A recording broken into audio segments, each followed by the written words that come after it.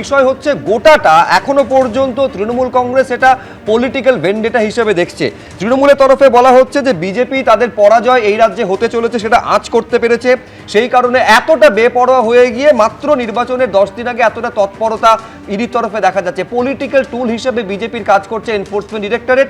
নিঃশর্ত মুক্তি দিতে হবে বিনেশ চান্ডেলকে দাবি করছে তৃণমূল কংগ্রেস। কেন?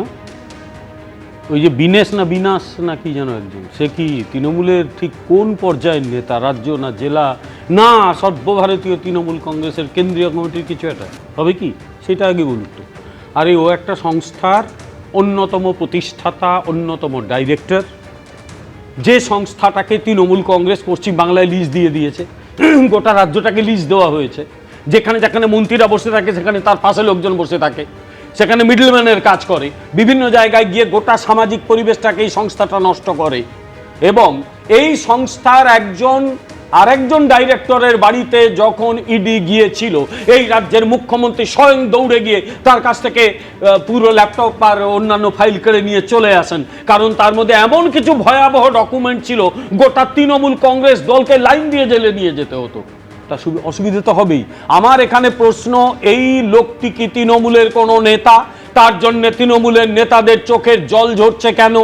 আসলে যখন মানুষ পাগল হয় না তখন নিজেদের ধরিয়ে ফেলে, ধরিয়েই দিচ্ছে যে এই আইপ্যাক নামক যে সংস্থাটা ওটা আসলে তৃণমূলের একটা এক্সটেন্ডেড ব্রাঞ্চ। তা নইলে তৃণমূলের সর্বোচ্চ নেতৃত্ব থেকে কাকে পুলিশ গ্রেফতার করছে, তাকে 10 দিনের জন্য জেল হেফাজত দিচ্ছে আদালত, তার নিঃশর্ত মুক্তির দাবি করছে কেন? তৃণমূলের মাস্তুতো ভাই নাকি জামাইবাবু? আমার প্রশ্ন তাই। ফলে এটা আসলে আর কিচ্ছু নয়। Trinamool is I-PAC, I-PAC is Trinamool. আমেরিকায় যাওয়ার দরকার নেই, এই পশ্চিম বাংলাতেই আমরা পেয়ে যাব কাকে বলে ডিপ স্টেট। এটা হচ্ছে নিঃসন্দেহে তৃণমূল মুখপাত্র এখানে উপস্থিত রয়েছেন। এই যাবতীয় অভিযোগের জবাব তৃণমূল মুখপাত্র প্রদীপ্ত মুখোপাধ্যায় দেবেন। কিন্তু সবেমাত্র যারা টেলিভিশন সেট এবং বিভিন্ন সোশ্যাল মিডিয়ার মাধ্যমে এই মুহূর্তে এবিপি আনন্দ দেখছেন, পুরো ঘটনাটা তাদের সুবিধার জন্য প্রতিবেদন আকারে এইবার আপনাদের সামনে রাখবো। দেখুন। হাওয়ালার মাধ্যমে প্রায় 50 কোটি বেআইনি লেনদেনের অভিযোগ। পশ্চিমবঙ্গে বিধানসভা নির্বাচনের 10 দিন আগে দিল্লি থেকে আইপ্যাকের ডিরেক্টর ও সহ প্রতিষ্ঠাতা বিনেশ চান্ডেলকে গ্রেফতার করেছে ইডি। ইডি সূত্রে খবর, বেআইনি লেনদেনের অভিযোগে দিল্লি পুলিশের একটি এফআইআর এর ভিত্তিতে মামলা শুরু করে তারা। 2রা এপ্রিল বিনেশ চান্ডেলের অফিস সহ দেশ জুড়ে আইপ্যাকের বিভিন্ন ঠিকানায় ইডি তল্লাশি চালায়। ইডি সূত্রে দাবি, তদন্তে উঠে এসেছে আইপ্যাকের অ্যাকাউন্টে হাওয়ালার মাধ্যমে প্রায় 50 কোটি টাকার বেআইনি লেনদেন হয়েছে। ইডির অভিযোগ, এই লেনদেনের প্রক্রিয়া দুভাগে হয়েছে। 50% চেকে ও বাকিটা নগদে হয়েছে বলে অভিযোগ। ভুয়ো কাগজ তৈরি করে সেই অবৈধ লেনদেন বৈধ হিসেবে দেখানো হতো বলে ইডি সূত্রে দাবি তদন্তে তারা দেখেছেন 2019 থেকে 2021 সালে রামসেতু ইনফ্রাস্ট্রাকচার নামে একটি সংস্থা আইপ্যাককে 13 কোটি 50 লক্ষ টাকা ঋণ দেয়। সেই ঋণ শোধ করার ক্ষেত্রে কোনো নিয়ম বা শর্ত লেখা নেই। এমনকি ঋণের জন্য কত সুদ দিতে হবে তারও কোনো উল্লেখ নেই। কোম্পানি কেন ঋণ দিচ্ছে সেটারও কোনো উল্লেখ নেই। ইডির দাবি, বিভিন্ন সংস্থা থেকে আইপ্যাকের অ্যাকাউন্টে যে টাকা ঢুকেছে তার কারণ বা ব্যাখ্যা আইপ্যাক দিতে পারেনি। অভিযোগ, এভাবেই হাওয়ালার মাধ্যমে টাকা পাচার হয়েছে।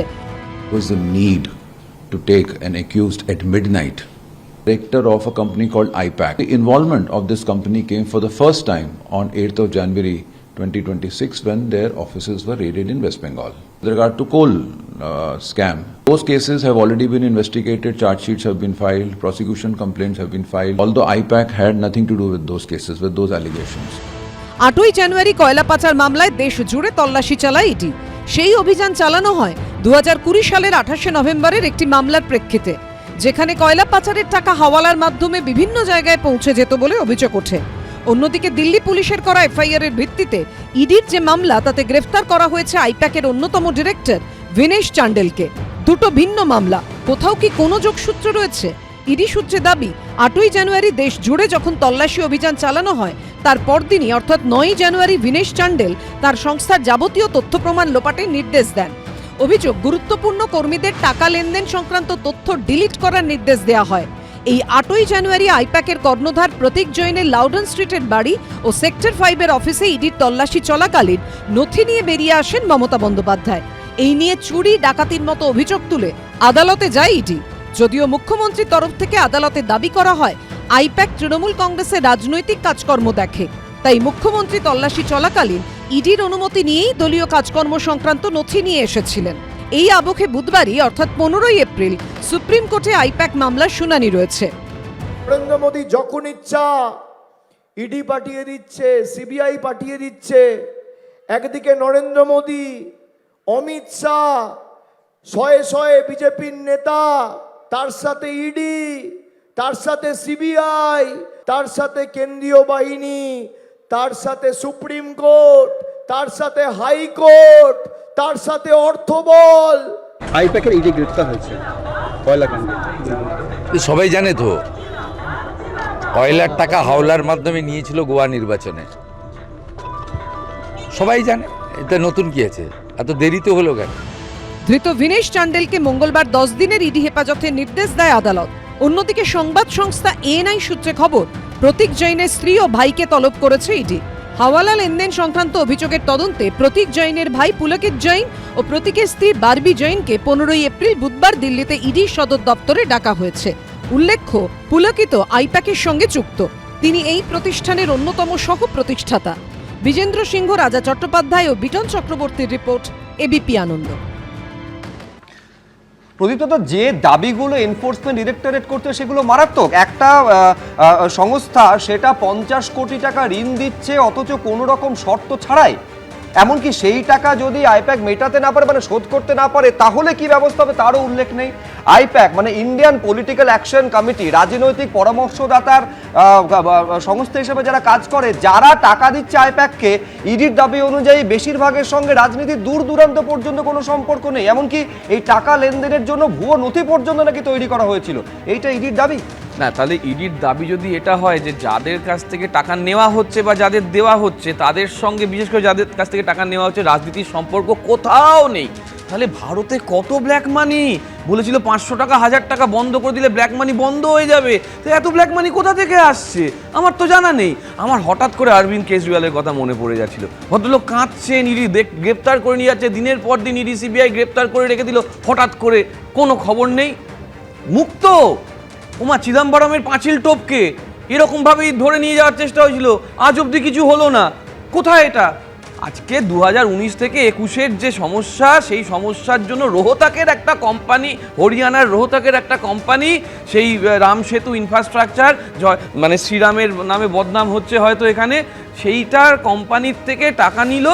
টাকা নেওয়ার পরে আজকে 26 সালে এসে সেটা নিয়ে কেস কামারি, তাও ভোটের মাত্র 10 দিন আগে।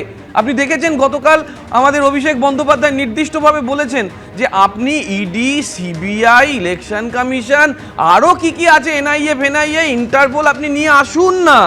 নিয়ে এসে আমরা তো দাঁড়িয়ে আছি মানুষের পাশে। আজকে দেখুন আম্বেদকরের জন্মদিন, এই আম্বেদকরের জন্মদিনে আমরা সংবিধানের একজন অন্যতম প্রণেতা হিসেবে তাকে দেখি, তাকে একই সঙ্গে সঙ্গে মানুষের ডিগনিটির প্রতিষ্ঠাতা হিসেবেও দেখি। যখন আম্বেদকর একটা সোশ্যাল ইন্টিগ্রেটেড বা একটা রিপ্রেজেন্টেশনের কথা বলছিলেন, সোশ্যালি ইন্টিগ্রেটেড রিপ্রেজেন্টেশন, সেটাও একটা এসআইআর। আর এখন যে এসআইআর, যেখানে মানুষের ডিগনিটি নিয়ে প্রশ্ন উঠে যাচ্ছে, সন্দেহের চোখে দেখা হচ্ছে মানুষকে যে ও মুসলিম কিনা, ও ট্রান্সফর্মড হিন্দু কিনা, তখন মানুষের ঘরের টাকা আটকে দিয়ে পারছে না। মানুষের ঘরের টাকা থেকে, মানুষের ছাদের টাকা থেকে, মানুষের পেটের টাকা থেকে, রাস্তার টাকা থেকে। আমি এখানে শুভময় মৈত্রর কাছে আসতে যাবো। নিঃসন্দেহে শুভময় দা, এইটা সেই দিন ঘটছে আগামীকাল, এই যে এই রাজ্যে প্রতীক জৈনের বাড়ি এবং অফিসে যে তল্লাশির ঘটনা, তার হিয়ারিং হতে চলেছে সুপ্রিম কোর্টে। আমি বলছি এই যে একটা যোগসূত্র, সত্যি এটা একেবারে তদন্তের স্বার্থে এই গ্রেফতারি এবং তৎপরতা, নাকি আসলে মুখটা তদন্ত, আসলে মুখোশটা তদন্ত, মুখটা হচ্ছে রাজনৈতিক প্রতিহিংসা, যেটা তৃণমূল অভিযোগ করছে? কি মনে হচ্ছে? হ্যাঁ দেখুন, আসলে আপনি যখন জিজ্ঞেস করছেন ক না খ, আসলে ক এবং খ দুটোই আর কি। অর্থাৎ তিথি নক্ষত্র দেখে কাজগুলো অবশ্যই কেন্দ্রীয় সরকার এখন করছেন, এবং তার মানে এই নয় যে কাজগুলো ঘটেনি। এবং এর ফলে যে গোটা বিষয়টা হচ্ছে, যে টাকার পরিমাণগুলো দেখা যাচ্ছে, যে আলোচনাগুলো সামনে আসছে, এই যে টাকা পয়সাগুলো যদি আমাদের মনে হয় যে একেবারে তদন্তকারী সংস্থা যে সঠিক পথে যায়নি, তার মানে সরকারের এই টাকাগুলো একটা ভুল পথে, ভুল জায়গায় গেছে, এবং সরকার জানতেন, নিশ্চিত জানতেন, দীর্ঘ সময় ধরে জানতেন। এবার বিজেপির পক্ষে খুব সুন্দর যে যুক্তি, সেই যুক্তি কি পাওয়া যাবে যে হ্যাঁ এটা জানা ছিল, আমাদের একটা গোটা বিষয়টার একটা দীর্ঘসূত্রিতা আছে, এই চৈত্র সংক্রান্তি বা তার আগে পরে পয়লা বৈশাখেই আমরা ঠিক করেছিলাম, এর সঙ্গে নির্বাচনের কোনো সম্পর্ক নেই। আর তৃণমূল বলবে হ্যাঁ এই গোটা ব্যাপারটা তো জানাই ছিল যে এই ধরনের ঘটনা ওরা ঘটাবে নির্বাচনের আগে, মানুষগুলো এই দীনেশবাবু এনাদের সঙ্গে টাকা পয়সার কোনো সম্পর্কই নেই, ওনারা ছুঁয়েও দেখেন না, কিন্তু বিজেপি এই সময় ভোটের আগে এসে ধরলো। আসলে যেটা ঘটছে সেটা হচ্ছে একটা দীর্ঘ সময় ধরে পশ্চিমবঙ্গের রাজনীতি দুর্নীতি এবং দুর্বৃত্তায়নের জাঁতাকলে পড়ে গেছে। কেন্দ্রের সরকারে আছে বিজেপি, তাদের যে ধরনের ব্যবস্থা নেওয়া উচিত ছিল সেই ধরনের ব্যবস্থা তারা হয়তো তাদের মতো করে নিচ্ছে। একই সঙ্গে এর পেছনে রাজনৈতিক উদ্দেশ্য প্রণোদিত একটা বিষয় আছে, ঠিক এসআইআর এর ক্ষেত্রে যেভাবে হয়েছে। অর্থাৎ হ্যাঁ সংস্কারের প্রয়োজন আছে, যে ধরনের ঘটনাগুলো আছে সংস্কারের প্রয়োজন আছে, কিন্তু দুটি রাজনৈতিক দলই আমাদের এখানকার পশ্চিমবঙ্গের স্বার্থে বা দেশের স্বার্থে কাজটা যতটা না করছে তার থেকে অনেক বেশি হয়তো করছে নিজেদের রাজনৈতিক যে বিষয়গুলি সেগুলো চরিতার্থ করার একেবারে জন্য। রাজনৈতিক স্বার্থে করছে অনেক বেশি, এটা শুভমা মৈত্র মনে করছেন। আমাদের নিঃসন্দেহে নজর থাকবে যে নববর্ষ অর্থাৎ নতুন বর্ষে এই আইপ্যাক কাণ্ডকে সামনে রেখে বঙ্গ রাজনীতি নতুন কোনো দিকে মোড় নেয় কিনা, বিশেষ করে ভোটের আগে। এবিপি আনন্দ, এগিয়ে থাকে, এগিয়ে রাখে।